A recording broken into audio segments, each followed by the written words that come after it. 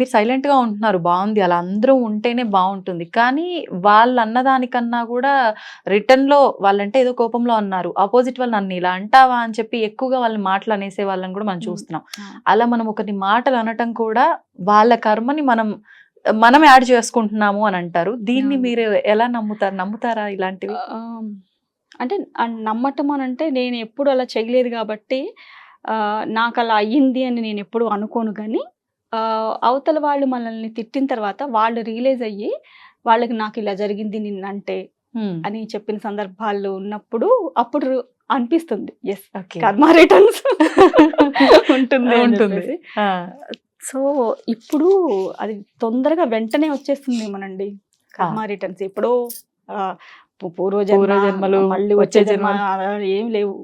So అందుకనే ఎంత కూల్గా ఎంత ప్రశాంతంగా అవతల మనిషిని నువ్వు హ్యాండిల్ అంటే అసలు నువ్వు కూల్గా ఉన్నప్పుడే అవతల మనిషి ఏ పరిస్థితుల్లో ఉండి మాట్లాడుతున్నాడు, ఎందుకలా మాట్లాడుతున్నాడు, నీ మీద కోపంతోనా లేదంటే అవతల వాళ్ళు ఏమన్నా నీ మీద ఏమన్నా ఇది చేసినప్పుడు దాన్ని అక్కడ పెట్టుకొని చూపిస్తున్నారా ఏంటనేది అసలు మనకు అర్థమవుతుంది. సో దీన్ని ఎలా హ్యాండిల్ చేయాలో మనకు అప్పుడు అర్థమవుతుంది. ఇప్పుడే హ్యాండిల్ చేయాల్సినవి కొన్ని ఉంటాయి. ఒక చిన్న మాటతోని కూడా దాన్ని మనము సాల్వ్ చేసేయచ్చు. వాళ్ళని అక్కడ ఒక చాక్ లాగా అయ్యి అన్నట్టు కూల్ అయిపోతుంటారు. అట్లా కాకుండా ఓకే ఇది చిన్న ఇది కాదు, తర్వాత కోపం తగ్గాక కూర్చొని మాట్లాడుకోవాల్సింది అన్నప్పుడు వాళ్ళని అట్లా హ్యాండిల్ చేయాలి. ఓకే, అంటే ఖచ్చితంగా మీరు అన్న నిశ్శబ్దం అనేదే ఇక్కడ మంచిగా వర్క్ చేస్తుంది. అది కానీ చాలా వర్క్ చేస్తుంది. అది చెయ్యడానికి చాలా బ్యాలెన్స్డ్ గా అంటే స్థిత ప్రజ్ఞత మాత్రం ఉండాలి చాలా ఉండాలి. గౌతమి గారు మీరు అలా నిశ్శబ్దంగా ఉండగలగడం కూడా గ్రేట్ కదా. మెడిటేషన్ అంటే పెద్దగా అట్లా కూర్చొని గంటలు అలా ఏం చేయనండి. కాకపోతే నేను నాకు చిన్నప్పటి నుంచి కూడా స్పిరిచువల్ ఇది కాస్త బాగా ఎక్కువ టచ్ ఉంటూ నాకు ఇష్టం. అట్లా భజన్స్ అని అట్లా మా తాతమ్మ గారు గుళ్ళో భజన్స్ పాడేవాళ్ళు. అట్లా ఏంటో తెలియదు నాకు, అంటే పిల్లలు అనగానే ఆడుకోవడానికి దానికి ఎక్కువ ప్రిఫరెన్స్ ఇస్తారు కదా. అట్లా భజన్స్ అన్నా ఏదైనా పూజలు పునస్కారాలన్నా గుళ్ళల్లో ఏమైనా జరుగుతున్నాయి ముందు అక్కడికి వెళ్ళిపోయేదాన్ని. ఏదో ఒకటి నాకు చేతనైంది అలా చేయడం, వాళ్ళు చెప్పే అట్లా వినడము. భజన్ని ఆవిడ పాడుతుంటే ఇలా అంత చిన్న ఏజ్ లోనే కళ్ళ మాట నీళ్ళు ఇలా దారాలు అయిపోయాయి అనమాట. అట్లా ఉండేది నాకు.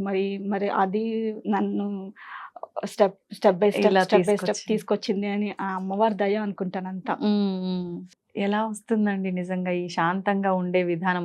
భూదేవికి ఉన్నంత ఓపిక ఉండాలి ఆడవాళ్ళకి అని అంటారు, కానీ పెద్దవాళ్ళు అసలు ఎక్కడండి, పెద్దవాళ్ళు చెప్పడం వరకే కానీ మనం పాటించాలన్నా కూడా ఒక్కొక్కసారి టెన్షన్లకి స్ట్రెస్ కి తెలియకుండానే అరిచేస్తూ ఉంటాము, ఎక్కడో చిరాకు తీసుకొచ్చి ఇంట్లో వాళ్ళ మీద చూపించేస్తూ ఉంటాము. ఎట్లా బ్యాలెన్స్ చేయొచ్చు అంటారు? మీరు ఎలా బ్యాలెన్స్ చేస్తున్నారు? డెఫినెట్ గా నాకు అట్లా కోపం వచ్చింది అని అంటే నేను ఏం చేస్తానంటే, కోపం వచ్చినప్పుడు మనం ఏం మాట్లాడతామో మనకు తెలియదు కదా.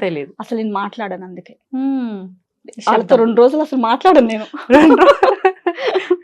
అప్పుడే వాళ్ళకి అర్థమవుతుంది మొన్న జరిగిన సిచ్యువేషన్ కి దానికి అమ్మకి కోపం వచ్చింది. మా హస్బెండ్ తో అయినా సరే నేను ఎప్పుడు కూడా ఎదుటి వాళ్ళకి కోపం వచ్చినప్పుడు అసలు నేను డిస్కషన్ అనేది పెట్టుకోను.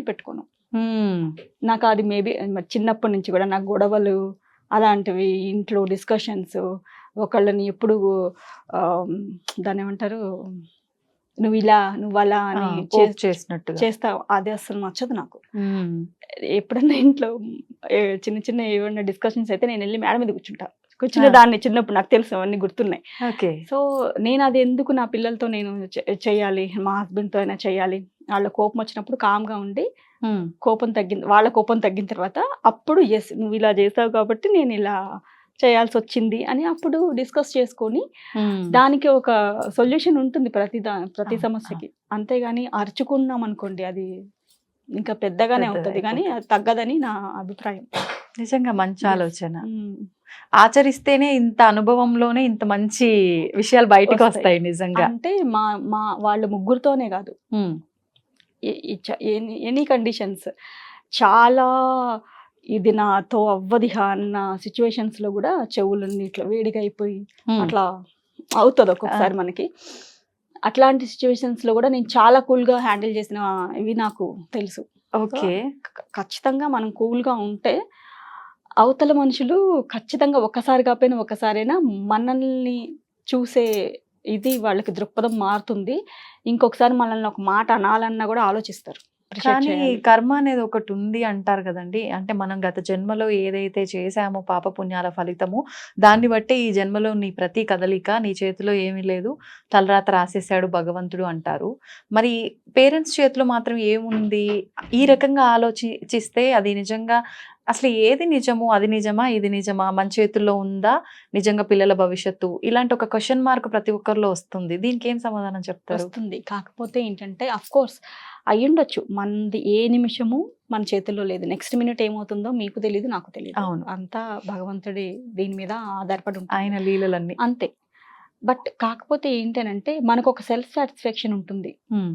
జస్ట్ నా పిల్లల్ని నేను పట్టించుకొని హ్మ్. నా పద్ధతుల ప్రకారం, మన సంస్కృతి సాంప్రదాయాల ప్రకారం, నా కుటుంబానికి తగ్గట్టుగా నేను పెంచుకున్నాను. హ్మ్. హ్మ్.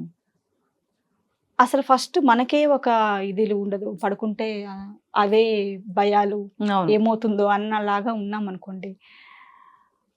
సరే నెక్స్ట్ ఏమవుతుంది అనేది దేవుడికి వదిలేద్దాం పోనీ. ఓకే. ఇట్లా స్పిరిచువల్‌గా తీసుకుంటే. ఆ!